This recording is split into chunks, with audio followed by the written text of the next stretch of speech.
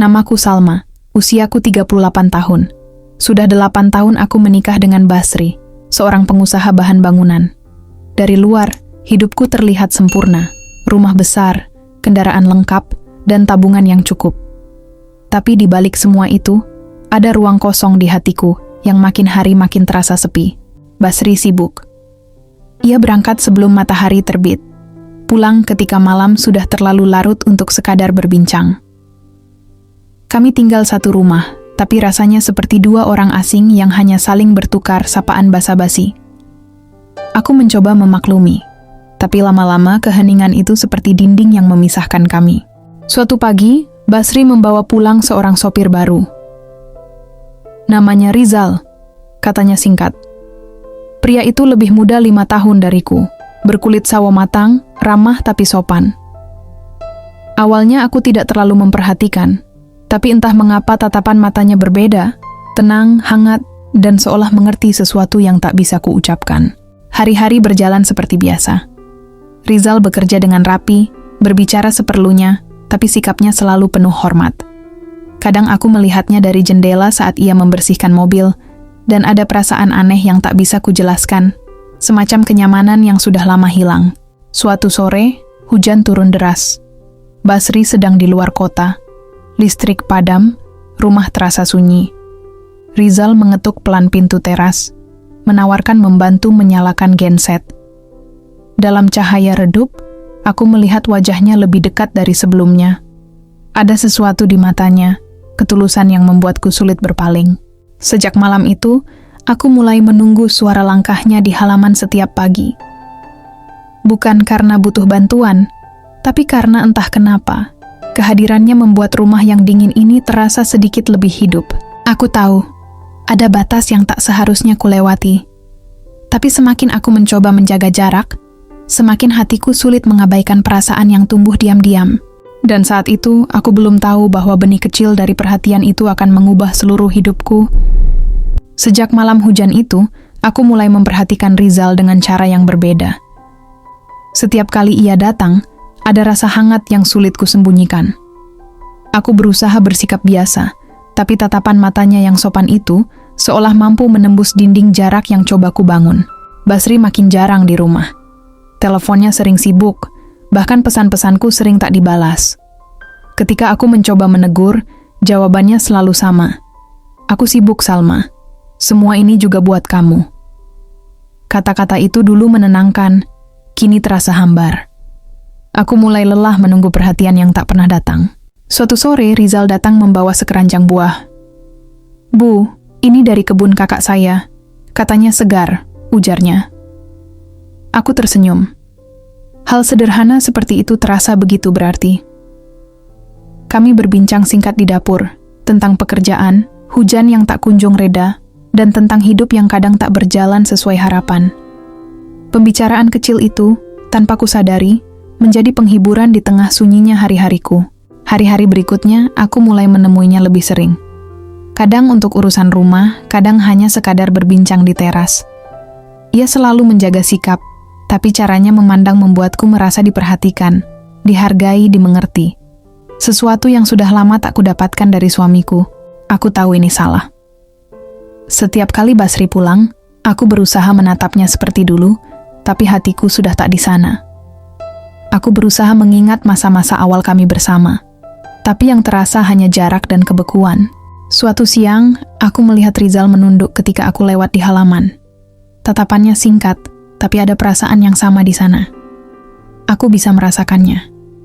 Kami tak perlu bicara banyak, tapi dalam diam itu, seolah ada pengakuan yang tak terucap. Sejak hari itu, suasana rumah berubah.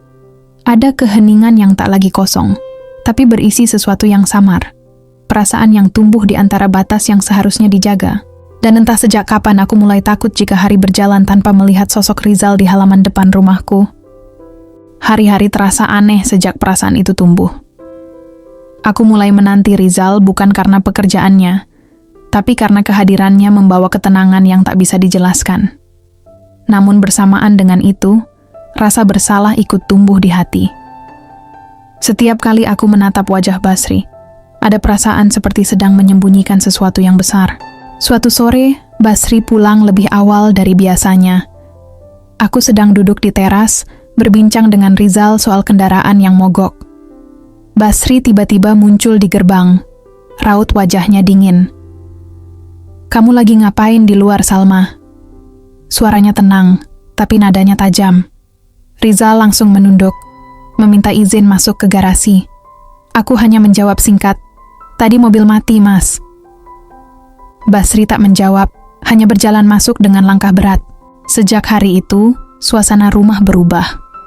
Basri tak lagi banyak bicara, namun aku tahu ia memperhatikan.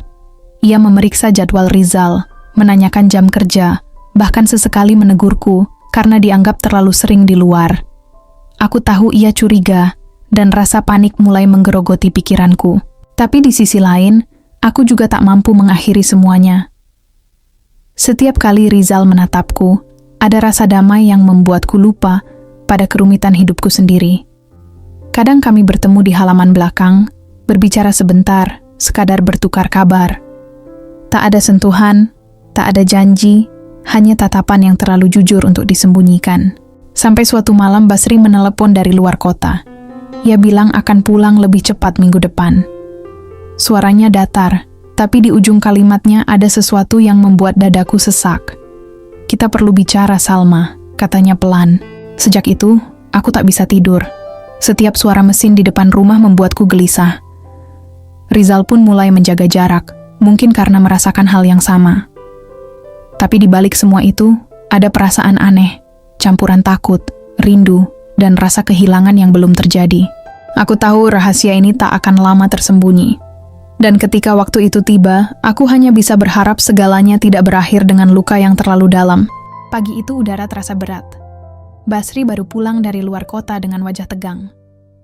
Aku mencoba menyapanya, tapi ia hanya menjawab dingin. Setelah sarapan, ia memanggilku ke ruang tamu.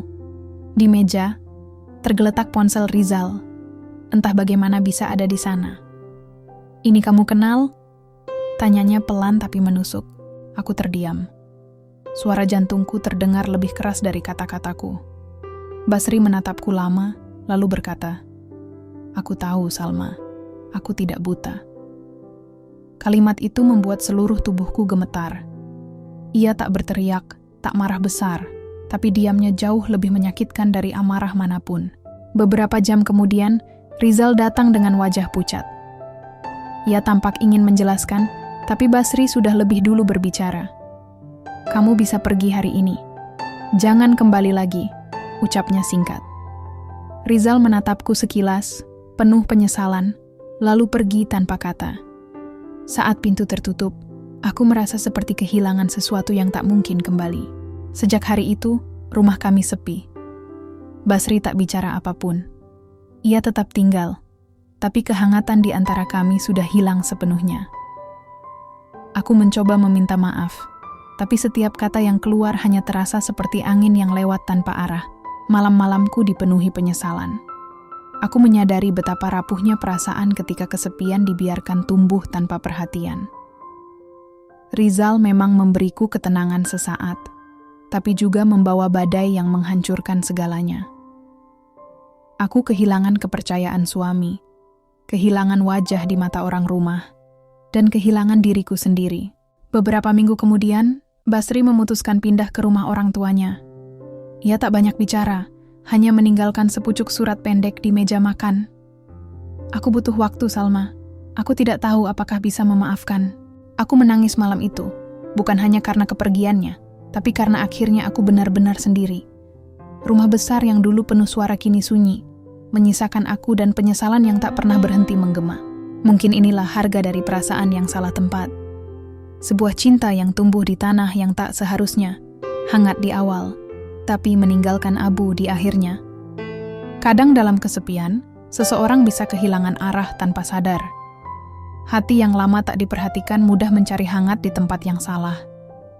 Namun dari kisah Salma, kita belajar bahwa perhatian sesaat tak sebanding dengan kepercayaan yang hancur selamanya. Setiap hubungan butuh waktu, komunikasi, dan kejujuran.